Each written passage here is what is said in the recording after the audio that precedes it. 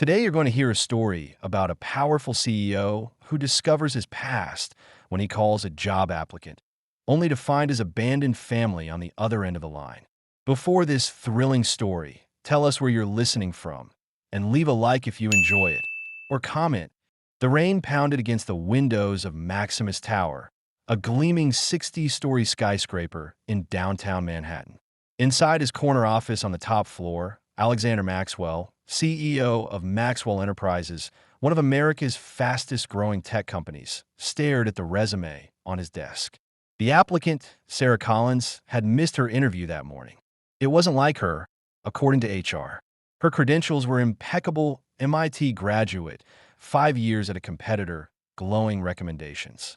Alexander rarely involved himself in hiring for middle management positions, but something about this candidate had caught his attention.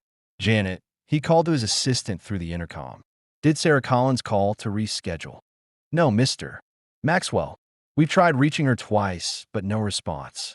Alexander frowned. The storm outside was getting worse, making the massive windows of his office tremble slightly. New York was experiencing one of the worst spring storms in decades. Perhaps that explained her absence. Give me your number, he said, making a split-second decision. His assistant forwarded the contact information to his phone. Alexander didn't typically make these calls himself, but his schedule had cleared unexpectedly when his afternoon meeting was canceled due to the weather. Besides, there was something about Sarah's resume that intrigued him. Her career path mirrored his own in many ways. He dialed the number, listening to it ring several times. He was about to hang up when a young voice answered. Hello. It was a boy, perhaps 10 or 11 years old. Hello, Alexander said, momentarily thrown off.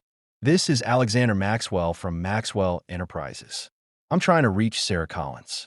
There was a pause, then a sharp intake of breath. Mom can't come to the phone, the boy said, his voice suddenly changing, becoming harder. She's at the hospital. I'm sorry to hear that, Alexander replied professionally, though concerned. Is everything all right? No, the boy said flatly. Nothing's been all right since you left us. Alexander felt as though the floor had dropped from beneath him. Excuse me? Who is this? My name is Ethan, the boy said. Ethan Collins. My mom is Sarah Collins. She's your wife, and you left us 7 years ago. The phone nearly slipped from Alexander's grasp. His mind raced through possibilities: a prank, a scam, a case of mistaken identity. Yet something in the boy's voice, a familiar cadence, sent a chill down his spine. There must be some mistake, Alexander said, his voice controlled despite his racing heart. I've never been married to anyone named Sarah Collins. She used to be Sarah Maxwell, the boy said, before she changed back to her maiden name. I have your pictures. Mom keeps them in a box under her bed. She thinks I don't know.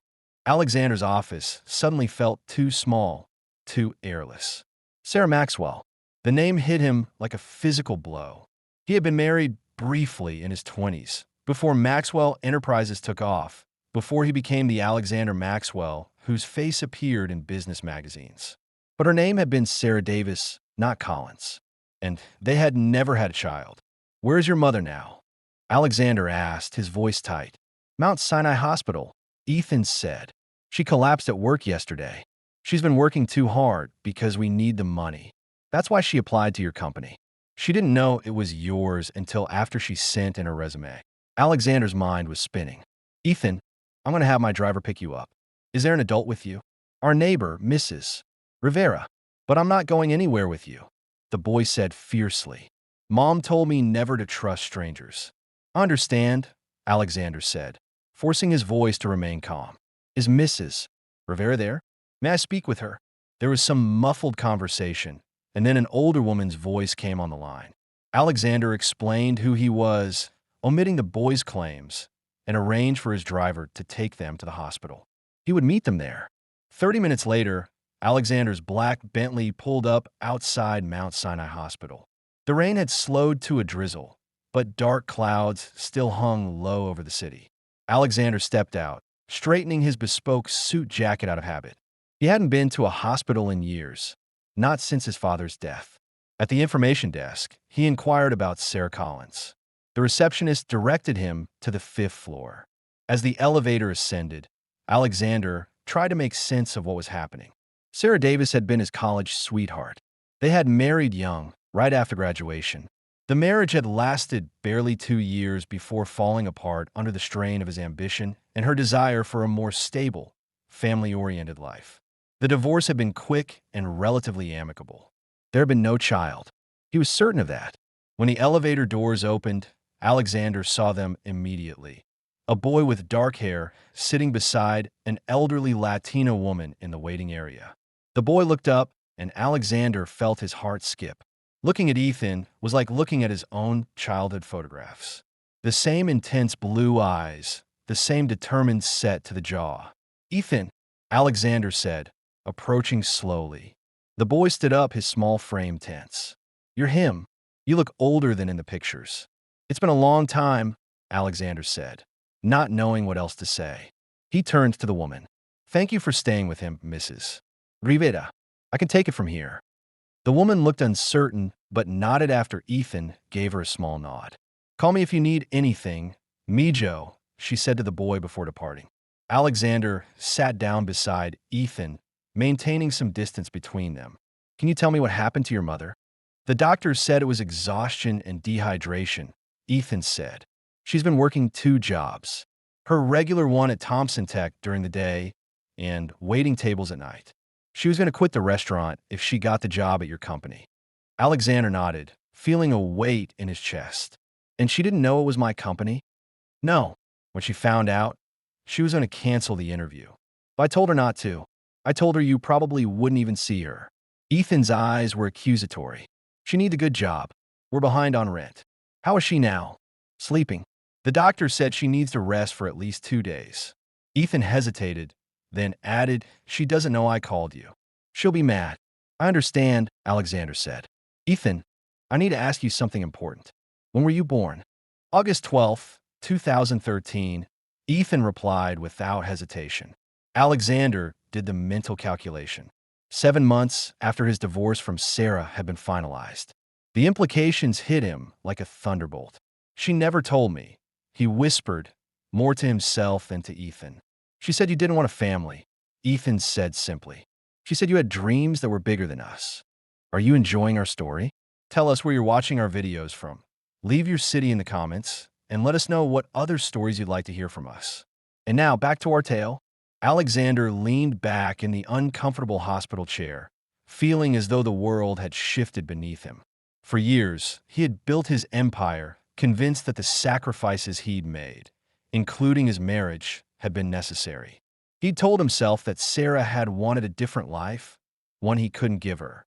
But he had never imagined this, that she had been pregnant when they separated, that she had raised their child alone. "May I see her?" Alexander asked quietly. Ethan considered this for a moment, then stood up. "This way, but if she gets upset, you have to leave."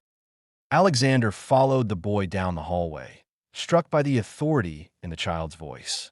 Ethan had clearly been forced to grow up too quickly, to become a protector for his mother. They stopped outside room 507. Ethan peered in through the small window in the door. "She's still sleeping," he reported, then pushed the door open slowly. The room was dim, lit only by the muted afternoon light filtering through the blinds. Sarah lay in a hospital bed, and 4 drip attached her arm.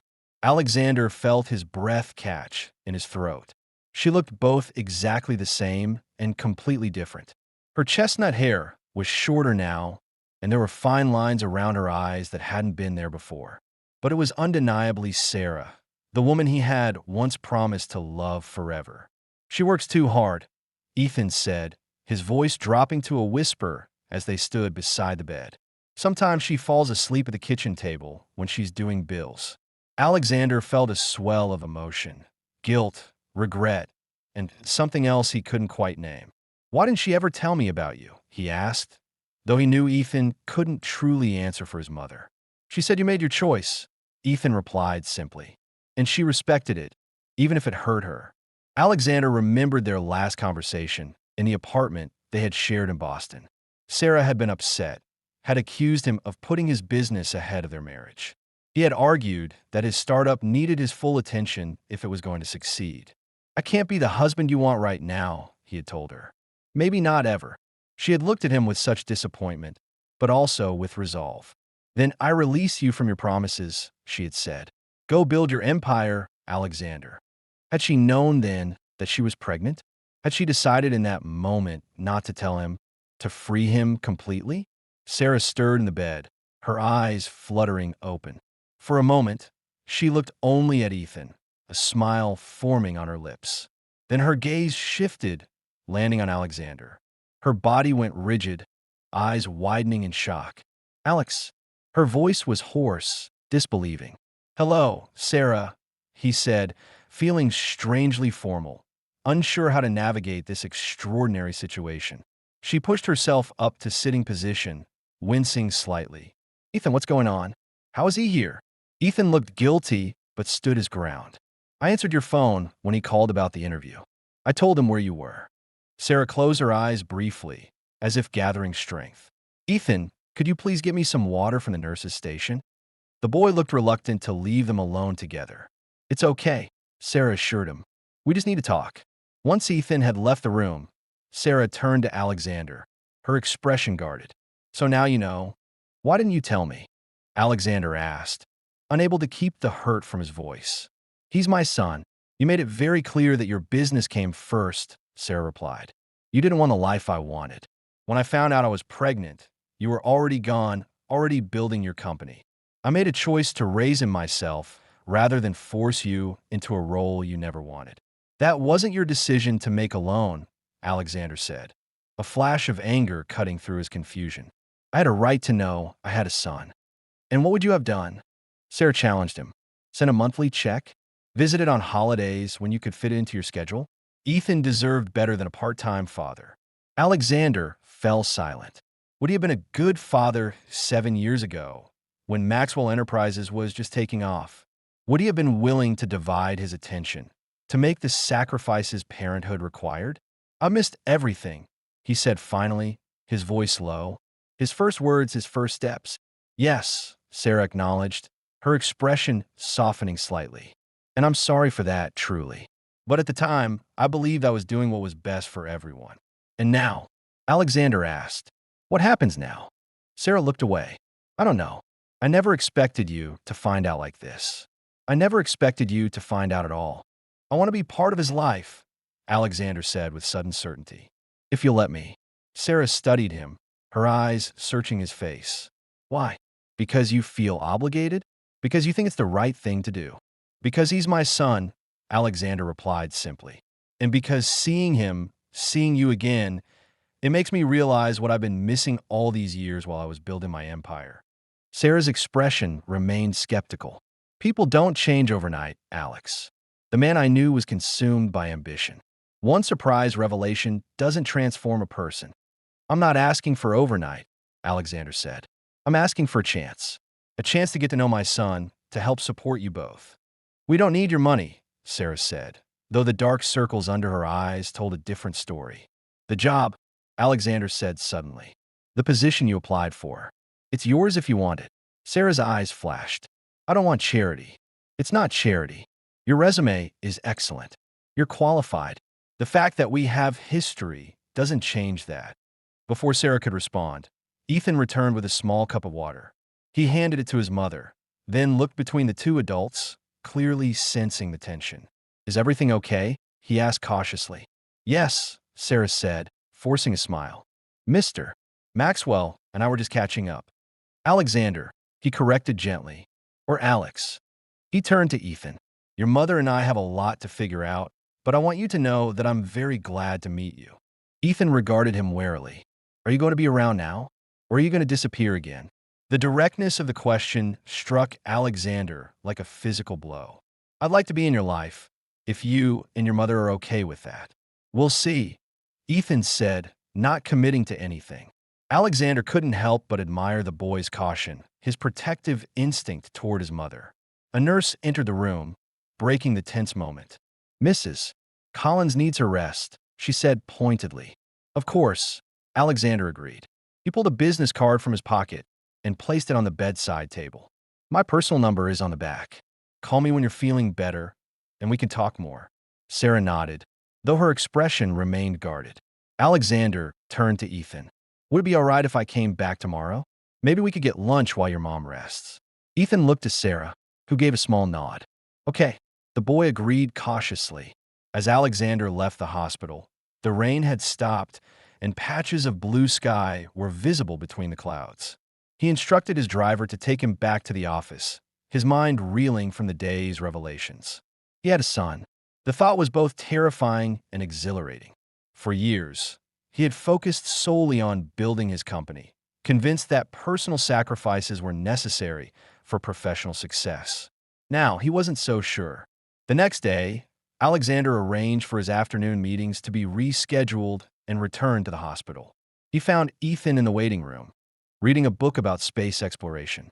Interested in astronomy? Alexander asked, sitting down beside him. Astrophysics, Ethan corrected. I want to work for NASA someday. Alexander smiled, recognizing the determination in the boy's voice.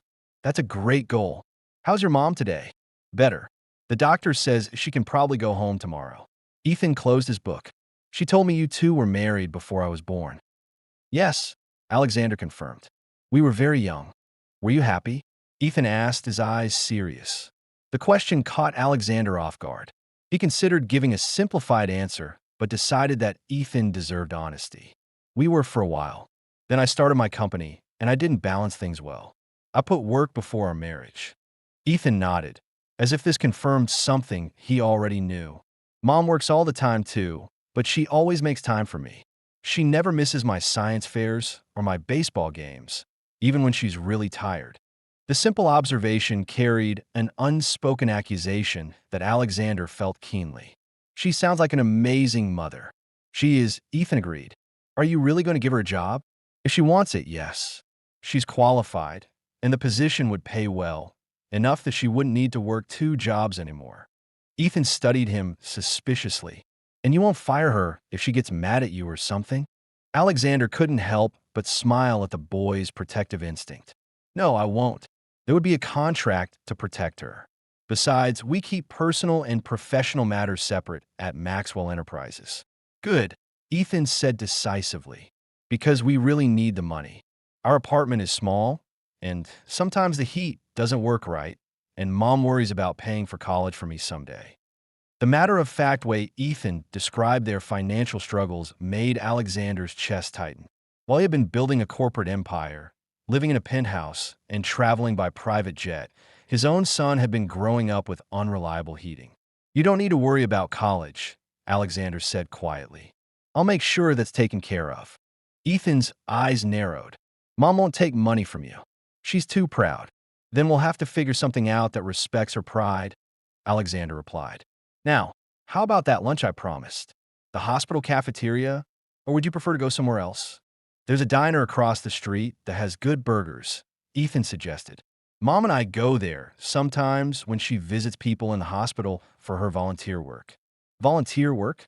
Alexander asked, surprised. Yeah, she visits kids who don't have parents or whose parents can't be with them. She reads to them and stuff. Ethan stood up. I should tell her we're going. Alexander waited while Ethan went to Sarah's room. When the boy returned, they walked across the street to the small diner. It was nothing like the upscale restaurants Alexander usually frequented, but there was a comfortable, unpretentious quality to the place that he found oddly appealing. As they settled into a booth, Alexander realized he had no idea how to talk to an 11-year-old boy, especially one who was his son. So besides astrophysics, what else are you interested in? Baseball. I play second base for my school team, and I like building robots. I won a science fair last year with a robot that sorts recycling. That's impressive, Alexander said, genuinely amazed. I used to build things too when I was your age. Not robots, but I was always taking apart electronics to see how they worked. Mom says I get that from you, Ethan admitted. The building things part. She says you were always inventing stuff in college. Alexander felt a rush of emotion at the thought that Sarah had told Ethan about him, had acknowledged the traits their son had inherited. She's right. My first successful product was something I designed in our apartment while we were still married. The Maxwell Secure Gateway, Ethan said, surprising Alexander. I read about it online. It revolutionized network security for small businesses. You researched me? Alexander asked, touched and slightly unnerved. Ethan shrugged. I was curious. Mom doesn't talk about you much, but sometimes when she thinks I'm asleep, she looks at old pictures. So I look you up. He paused, then added, your company makes cool stuff. Thank you, Alexander said, oddly pleased by the simple compliment. Maybe someday I could show you around the innovation lab at headquarters. We're developing some robotics applications that might interest you. Ethan's eyes lit up momentarily before his expression turned cautious again. Maybe, if you stick around. The waitress arrived to take their order, giving Alexander a moment to gather his thoughts. When she left, he turned back to Ethan. I know you have no reason to believe me, but I do want to be part of your life. I missed too much already. Why should this time be different? Ethan asked bluntly. Mom says you chose your company over family before. Alexander winced at the accuracy of the assessment. I was young and foolish. I thought success meant building the biggest company, having the most money. I've achieved those things, and you know what? It's not as fulfilling as I thought it would be. So we're supposed to be your fulfillment now. Ethan's tone was skeptical beyond his years. No, Alexander said carefully. That's not what I meant. I'm just saying that I've learned some things over the years. One of them is that work isn't everything. I wish I had understood that sooner. Their food arrived, temporarily halting the conversation. As they ate, Alexander watched Ethan, noting the careful way he arranged his food, the methodical approach to eating that reminded Alexander of himself. It was surreal to see his own mannerisms reflected in this child he had only just met. You know, Alexander said after a while, when I was building my company, I always imagined I was creating a legacy, something that would outlast me. I never considered that I already had a legacy in you. Ethan looked up from his burger, his expression unreadable. Mom never asked you for anything. She says you don't owe us anything. She's wrong, Alexander said gently. I owe you both everything. I just didn't know it until yesterday. After lunch, they returned to the hospital to find Sarah sitting up in bed, looking markedly better than the day before. Her color had returned, and she had changed in her own clothes, a simple t-shirt and jeans. How was lunch? She asked, her eyes moving between Ethan and Alexander. Good, Ethan replied. We talked about robots and stuff. And baseball, Alexander added. Ethan tells me he's quite the second baseman. Sarah smiled, a genuine smile that transformed her face and reminded Alexander of the young woman he had fallen in love with years ago. He's being modest. He's the best player on his team. Mom, Ethan protested, embarrassed but pleased. The doctor says I can go home tomorrow morning, Sarah said. Ethan, could you go ask the nurse about the discharge paperwork? She said she'd have it ready by now. Once Ethan had left the room, Sarah's expression grew serious. I've been thinking about your job offer. And Alexander asked, try not to sound too eager. I'll take it on one condition. I report to someone other than you, and I'm evaluated on my performance just like any other employee. No special treatment. Agreed, Alexander said immediately. You'd be reporting to Diane Shun, our director of product development. She's brilliant and fair. Sarah nodded, seemingly satisfied. I appreciate the opportunity, Alex. Truly, but we need to be clear about boundaries. Just because I'm working for your company doesn't mean we're picking up where we left off. I understand, Alexander said, though a part of him had been hoping for exactly that. But what about Ethan? I like to spend time with him, get to know him. Sarah hesitated. He's cautious. He's been a man of the house since he was old enough to understand what that meant. But I think he's curious about you. She sighed. We could start with dinners, maybe weekends occasionally, and see how it goes. But Alex, if you start this, you can't just disappear again. He's a child, not a business project you can abandon if it gets difficult. I know, Alexander said softly. I won't let him down. I won't let either of you down again. Sarah looked at him for a long moment, as if trying to gauge his sincerity. I hope you mean that, for all our sakes. The next few weeks were a blur of adjustment for all of them. Sarah started her new position at Maxwell Enterprises, impressing her colleagues with her insights and work ethic. Alexander rearranged his schedule to make time for dinner with Sarah and Ethan twice a week.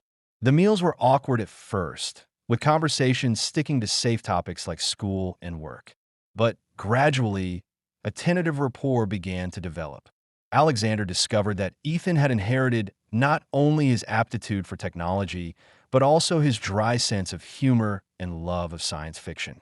Sarah, meanwhile, revealed herself to be even more capable and resilient than Alexander had remembered. She had raised a remarkable son while building a career, volunteering in her community, and maintaining her dignity despite financial struggles. One evening, about a month after their reunion, Alexander drove Sarah and Ethan home after dinner at a restaurant near Central Park. As they approached the apartment building in Queens, Alexander was struck once again by the contrast between his life of luxury and the modest circumstances in which his son had been raised. The building was clean but aging, with peeling paint and a security door that looked like it had been forced open more than once. "Would you like to come up?" Sarah asked, surprising both Alexander and herself with the invitation. "Just for a little while.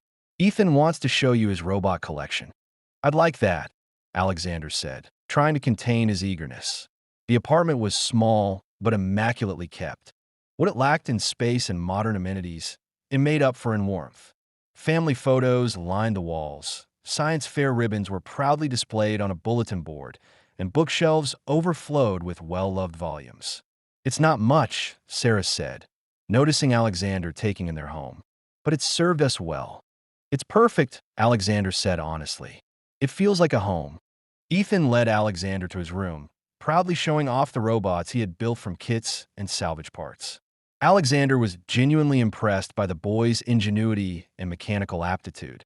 "You know," Alexander said, examining a particularly clever design, "Maxwell Enterprises sponsors a robotics competition for middle and high school students. You should consider entering next year." Ethan's eyes widened slightly, a flicker of genuine excitement crossing his face before his usual caution returned. "Maxwell Enterprises sponsors it?" he asked, his voice barely above a whisper.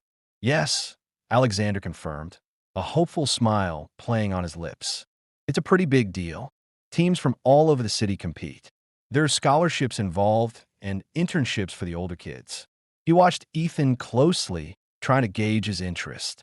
The boy's gaze drifted from his robot to Alexander, a silent question in his blue eyes. Sarah, who had been observing the interaction from the doorway, stepped further into the room. "That sounds like a wonderful opportunity, Ethan," she said, her tone encouraging but not pushy. "You're certainly talented enough." Ethan looked at his mother, then back at Alexander. "I'd have to build a new one," he mused, already lost in thought. "Something more complex, maybe with an AI component for object recognition." Alexander felt a surge of pride. "We could get you some advanced kits, access to our labs even, if you're serious about it." He saw Sarah's expression tighten slightly at the mention of access to our labs, a subtle reminder of their unspoken agreement about boundaries. He quickly added, "Of course, only if you're comfortable with that, Sarah. It would be entirely up to Ethan." Sarah nodded slowly. "We can discuss it. For now, it's getting late, and Ethan has school tomorrow." Alexander took the hint. He spent a few more minutes admiring Ethan's creations, offering genuine praise and asking insightful questions that showed he wasn't just humoring the boy. As he prepared to leave, he turned to Sarah. "Thank you for inviting me up. It means a lot." "It's a start," Sarah replied, her voice softer than before. "Just remember what we talked about, Alex." "I will," he promised, meeting her gaze. "I won't let either of you down again." The following weeks saw Alexander making good on his promise. He continued his bi-weekly dinners with Sarah and Ethan, gradually easing into a more natural rhythm. He learned about Ethan's school projects, his friends, and his dreams of space. He even attended one of Ethan's baseball games, sitting quietly in the stands, a stark contrast to the corporate boxes he usually occupied. He found himself genuinely enjoying the simple pleasure of watching his son play, cheering silently when Ethan made a good play. He also began to address the practicalities. Without directly offering money, Alexander found subtle ways to help. He arranged for a top-tier tutor for Ethan, ostensibly for advanced astrophysics concepts, but also to ensure Ethan had the best academic support. He also discreetly had a team from Maxwell Enterprises Facilities Department assess the apartment building's heating system, offering to sponsor a community improvement project for the building's common areas, which would include fixing the heating issues in all units. Sarah, ever vigilant, initially resisted, but Alexander framed it as a corporate social responsibility initiative, making it harder for her to refuse without appearing ungrateful for a community benefit. One evening, during dinner at a quiet Italian restaurant, Ethan brought up the robotics competition again. The sign-up deadline is next month, he said, looking at Alexander. I've been sketching out some designs. That's great, Ethan, Alexander said, genuinely pleased. Have you thought about what kind of robot you want to build? Yeah, Ethan said, his eyes gleaming with enthusiasm. I want to build a robot that can assist in disaster relief. Something that can navigate unstable terrain and identify survivors using thermal imaging. Sarah looked at Alexander, a hint of surprise and admiration in her eyes. That's very ambitious, sweetie, she said to Ethan. It is, Alexander agreed, but entirely possible. We have some engineers at Maxwell Enterprises who specialize in robotics and AI. They could offer some guidance if you'd like. Not do the work for you, of course, but help you refine your ideas. Ethan's face lit up. Really? Like actual engineers? Actual engineers, Alexander confirmed, smiling. They'd be thrilled to mentor someone with your talent. He saw Sarah about to interject, but he quickly added, it would be purely educational, Sarah. No company secrets involved, just a chance for Ethan to learn from the best. Sarah hesitated, then sighed. All right, Ethan. But remember, they're just there to guide you. The robot has to be your creation. Of course, Mom, Ethan exclaimed, already pulling out a small notebook to jot down ideas. Alexander felt a warmth spread through him. This was it. This was the connection he had longed for, the bridge being built between his world and theirs. It wasn't about grand gestures or lavish gifts, but about shared interests, mutual respect, and the quiet, consistent effort to be present. He knew there was still a long way to go and years of absence to overcome. But looking at Ethan's excited face and the softening in Sarah's eyes, he felt a sense of hope he hadn't experienced in a very long time. The empire he had built seemed less significant now, overshadowed by the profound realization that his true legacy was sitting right across the table from him, sketching out plans for a robot that could save lives. He had found his purpose, not in the cold steel and glass of Maximus Tower, but in the warmth of a family he was finally, tentatively, rebuilding.